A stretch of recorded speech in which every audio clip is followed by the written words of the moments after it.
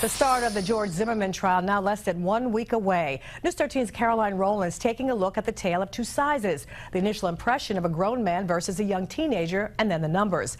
How George Zimmerman and Trayvon Martin really measured up.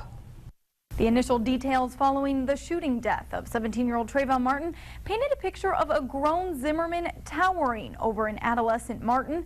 But when the facts started coming together, it showed Martin was taller while Zimmerman was heavier. Some of the first photos we saw of Trayvon Martin were years old, showing a younger, smaller boy. And a mugshot from 2005 showed a much heavier George Zimmerman. Zimmerman stands at 5 feet 7.5 inches, and his medical evaluation done right after the shooting shows he weighed 204 pounds at the time, and the medical examiner weighed Trayvon Martin at 158 pounds and 5 feet 11 inches tall. So when you put the two side by side, you'll see Zimmerman weighed 46 pounds more than Martin, and Martin was 3.5 inches taller than Zimmerman. I think if you're the defense, obviously you're going to go on Trayvon being in better shape and maybe taller than Zimmerman, versus the state's theory. You know, they may use that opposite, that Zimmerman was heavy. Whereupon Zimmerman probably could have delivered a larger punch or protected himself or pushed himself off the ground if he was trapped by Trayvon. The sizes of the two men are details of that deadly night that will likely be used by both sides during the trial.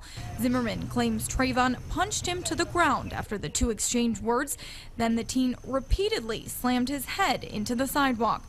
He said he called for help, but no one came, so he eventually pulled out his gun in self-defense. 7 different 911 calls were made about their encounter. Witnesses report hearing whining at the scene and someone pleading for their life. Now, 2 callers said they saw something different. Zimmerman on top of Martin with his knees straddling him. In that respect, the weight could come into to the trial that Zimmerman was a heavier individual, hence he could hold Martin down. I think it's going to come down to whether or not the state or the defense actually proves who threw the first shot or blow, gaining that spontaneous advantage and knocking the other opponent away first. Since that night, we've seen Zimmerman gain more and more weight. His attorney, Mark O'Mara, says he's gained over 120 pounds since the shooting.